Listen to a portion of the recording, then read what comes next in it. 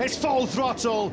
It's lights out and we're underway here in Japan. Pecco Bagnaia missed the start again on the Factory Ducati. Away well from pole position was Jorge Martin. Jack Miller's going to slot himself into second place. A good start again by Brad Binder. There's contact further down. That's Maverick Vinales and Johann Zarco. Vinales tumbles over in the gravel track. More overseas disaster for the Factory Aprilia team, but Martin in position A. He leads Miller on the brakes for the first time in turn 3.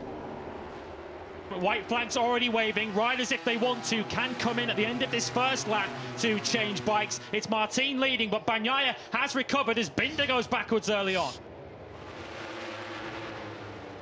Espargaro on the inside then of Bagnaia coming through turn 7. Shades of Silverstone, isn't it? Around the outside though, through 8 goes Bagnaia. He had to back out of it there, didn't he? Aleix Espargaro, they rub, don't they? That was Aleix Espargaro's front tyre on Pecco Bagnaia's right leg there. This is really close. They're so tentative, aren't they? Miller on the inside, look at this, they're almost running into each other, they're so slow in the braking zone for turn 11. Aleix Espargaro has a look over his left shoulder, be careful. Is anybody going to come in? Who is going to come in? Got to.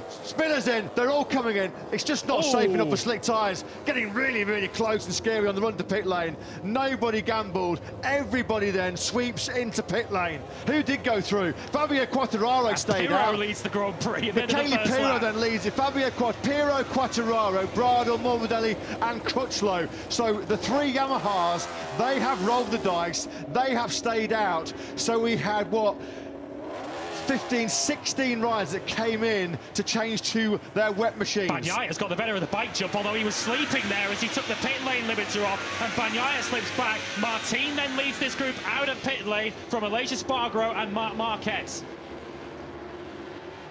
Till at the end of the very first lap, with the rain worsening, the conditions deteriorating, everybody, bar Pirro, Quartararo, Bradle, Morbidelli and Crutchlow, flung into pit lane onto the Michelin rain tyres.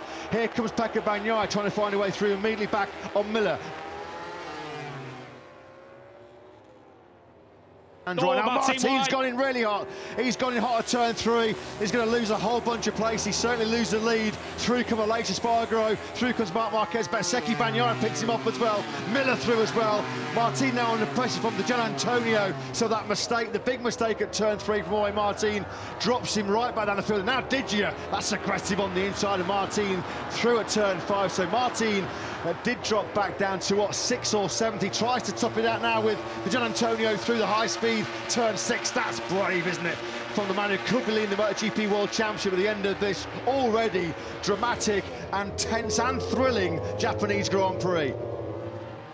Michele Pirro then still leads this Grand Prix, but he's 3 or 4 seconds off the pace on the rain tyre. So now we only have Pirro and Bradle, is it? Or no, Pirro and Morbidelli that have stayed out. They have rolled the dice big style, haven't they? Morbidelli is just a sitting duck here. He's an absolute passenger on that Factory Yamaha. 6.45, that's tight. fastest on track. That was really tight. Martin has picked up Bezzecchi there coming through turn 9. And Bagnaia on Marquez too. There was not much room there, but Martin made it through. And now Bagnaia also, Martin just in a little bit hot there, just slightly offline as he charged into turn 10. And now he picks up the drive and just absolutely blast past Marc Marquez. That's where the rain's at its worst, isn't it? In that 3rd sector. Martin up into the podium place in 3rd. Martin now has a go at Pecco Bagnaia. This is for 2nd on the road as Martin goes through.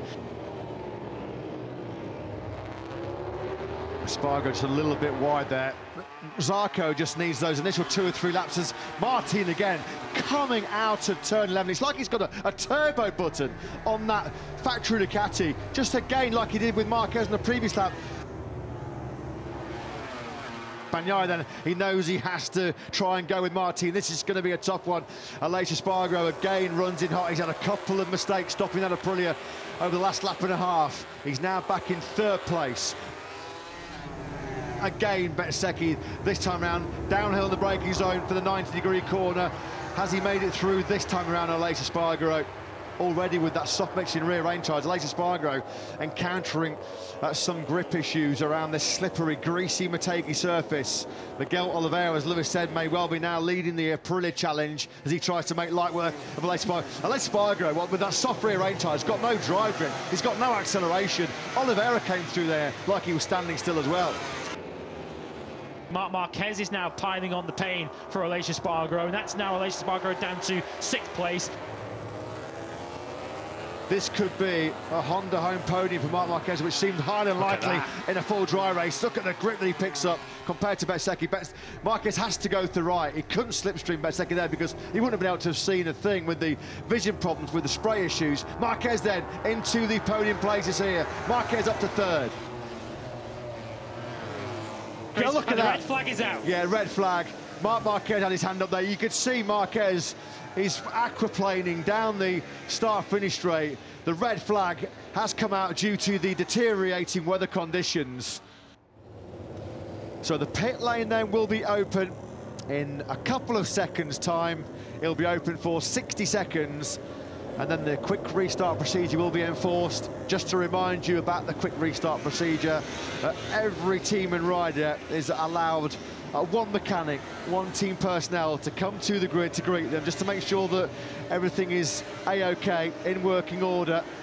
Starting once again with Martin and Bagnaia, as they were originally on the front row of the grid, but this time they have Marc Marquez for company.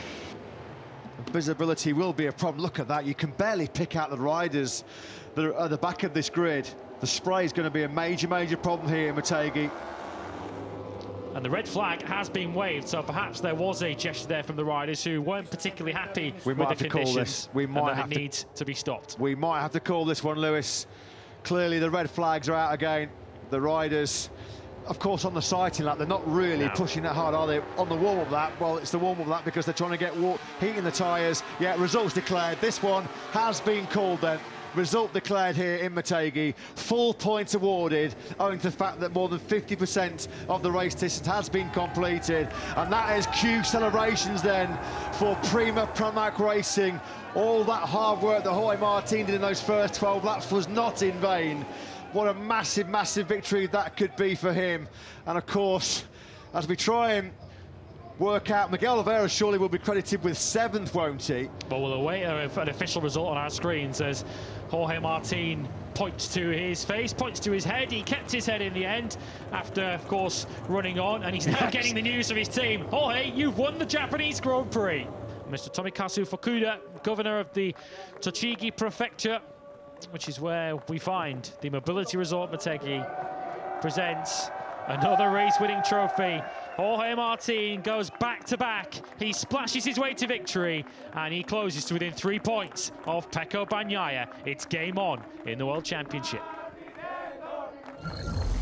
Need more MotoGP action? Click here to get your fix.